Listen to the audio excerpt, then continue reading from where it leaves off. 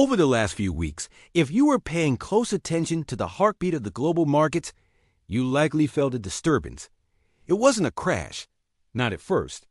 It was a subtle vibration, a shift in the atmosphere that started as a whisper and quickly grew into a roar.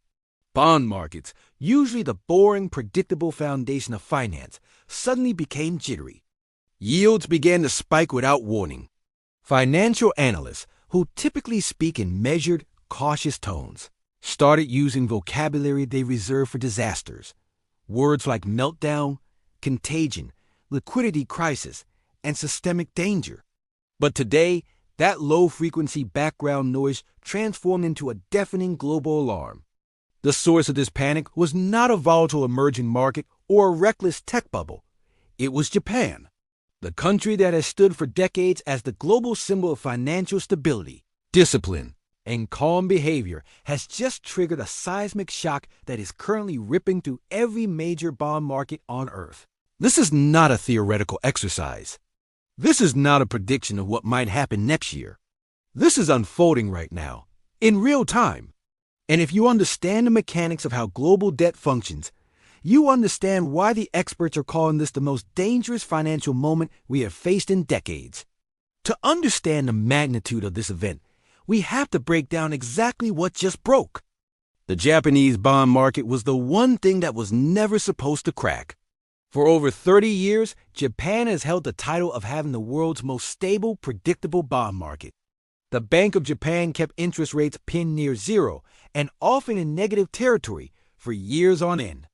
The government borrowed relentlessly, piling up debt on the assumption that investors would always feel safe buying Japanese bonds.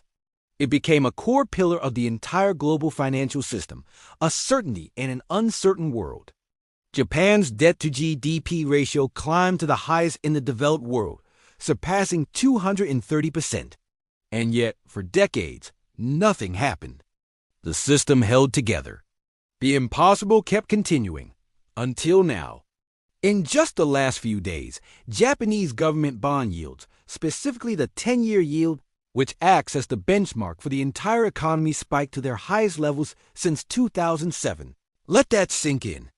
A nation that has artificially suppressed interest rates for a generation suddenly watched its bond yields jump like a pressure cooker that has finally blown its lid. Traders on the floor immediately noticed something terrifying about this move. The massive sell-off wasn't being driven by foreign speculators attacking the yen. It was coming from inside Japan. Domestic banks, domestic insurance giants, and domestic pension funds, the very institutions that have faithfully supported the government, as massive debt for 30 years, are now stepping back. They are refusing to buy. And as they step back, the rest of the world is left asking the single most terrifying question in finance. If Japan can no longer support its own debt, who will? The foundation has cracked, and the tremors are just beginning. To understand why the floor suddenly fell out from under the market, we have to look at the trigger. It wasn't an accident. It was a gamble. Japan's new leadership, led by Prime Minister Saitake, just made a decision that will likely be studied by economic historians for decades to come. In a move that stunned observers, the Prime Minister announced a massive fiscal expansion plan. The strategy called for more borrowing, more spending, and more aggressive government intervention than anyone had anticipated. In a normal economic environment, perhaps 10 years ago, this kind of announcement might have been welcomed as a bold attempt to stimulate growth. But right now, in this specific fragility, the announcement sent shockwaves through the financial world because the timing was nothing short of catastrophic. Japan is attempting to issue massive amounts of new debt at the exact moment when the appetite for that debt has completely collapsed. The market's response was immediate and brutal. In the days following the announcement, recent bond auctions for 20, 30, and 40-year Japanese government bonds witnessed historically weak demand. These auctions, usually dull and administrative affairs where billions of yen change hands in seconds, became scenes of hesitation. The major buyers simply didn't show up. It is a matter of simple, ruthless economics.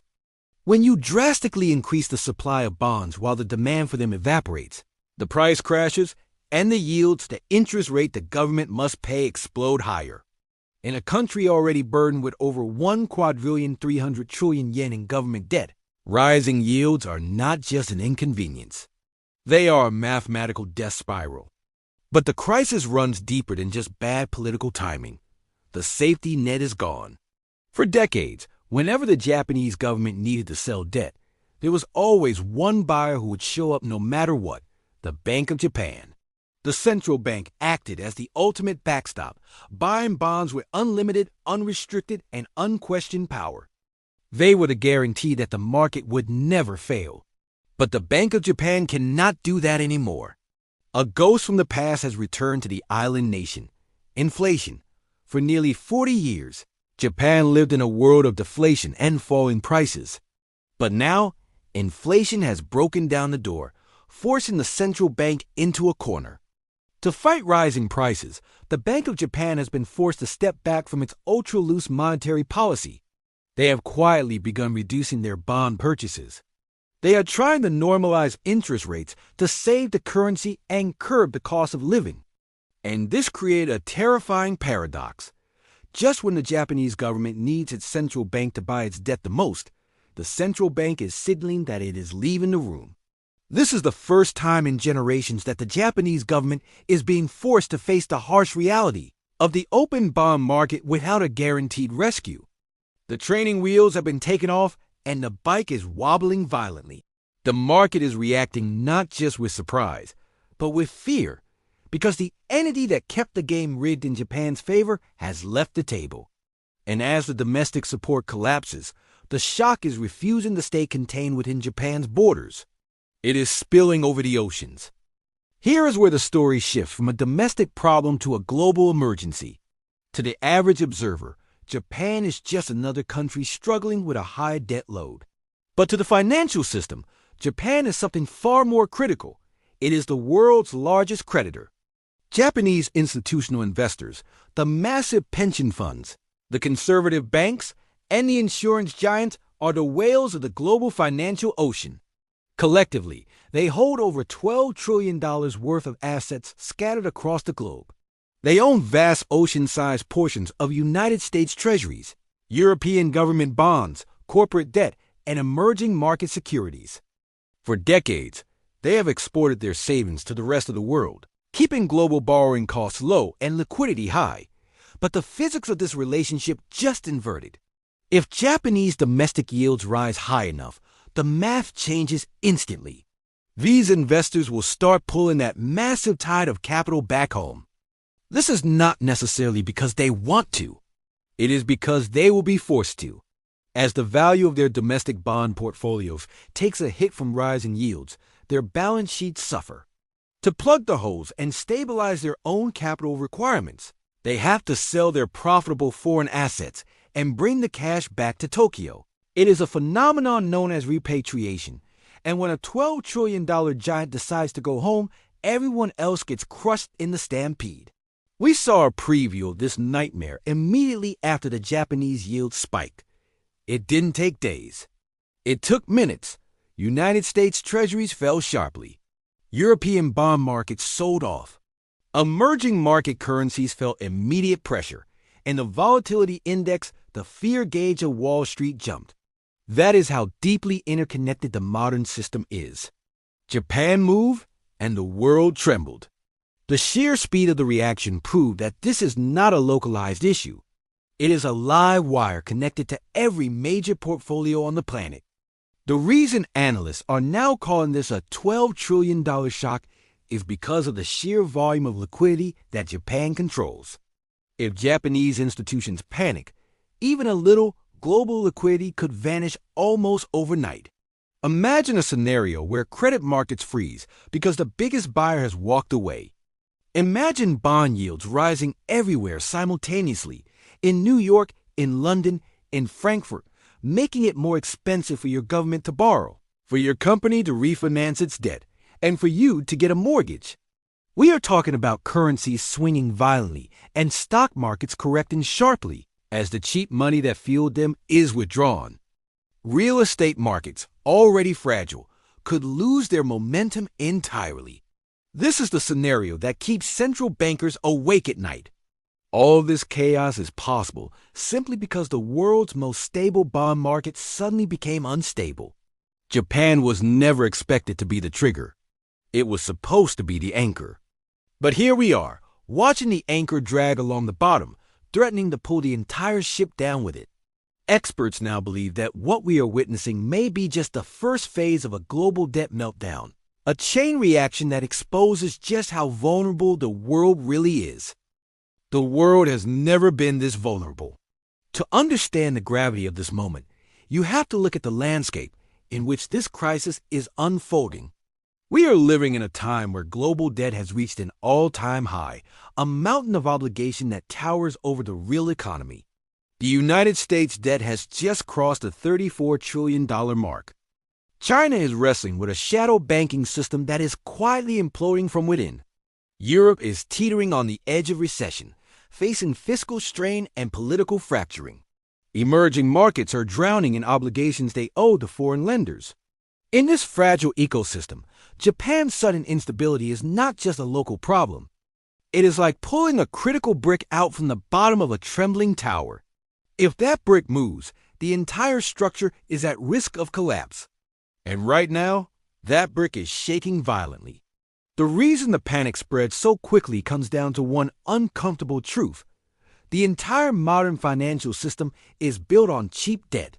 For decades, Japan was the last safe place keeping that debt cheap. Now that pillar is cracked, and the shockwaves are hitting the shores of the United States first. America did not expect trouble from the East. Not now. Not when the U.S. itself is struggling with massive deficits and stubborn inflation. But the moment Japanese institutions slowed their buying and prepared to bring their capital home, U.S. Treasury yields started rising again. You might ask, why does it matter if yields rise a little? In a world drowning in leverage, even a small rise in yields creates a tsunami of refinancing costs. Higher yields mean higher mortgage rates for families, higher borrowing costs for businesses, and exploding interest payments for the government itself. It becomes a chain reaction that sucks the oxygen out of the economy. But there is a hidden mechanic accelerating this fire, a financial engine known as the carry trade. For over 20 years, this was the easiest trade in the world. Traders would borrow money in Japan, where interest rates were zero, and then invest that free money into higher-yielding assets around the world: U.S. stocks, Indian markets, crypto, and corporate debt. It was free money fueling a global asset boom. But when Japan's interest rates rise, that trade reverses violently. The free ride ends.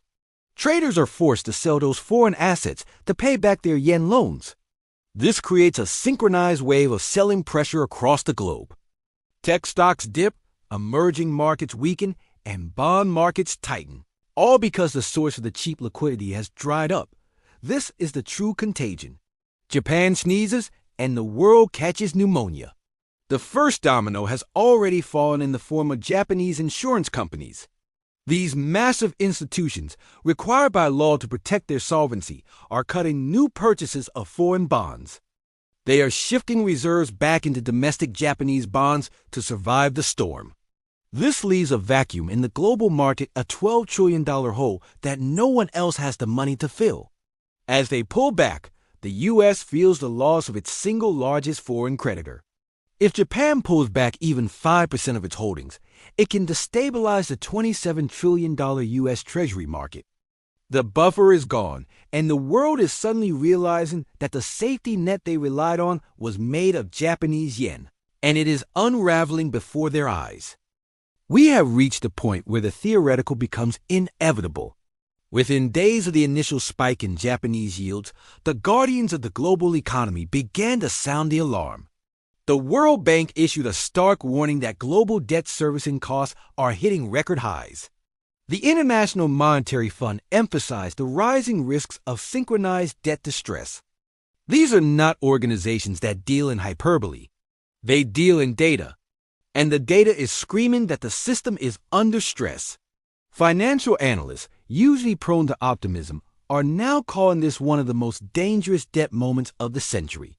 Japan did not create the global debt problem, but through this crisis, Japan has brutally exposed it.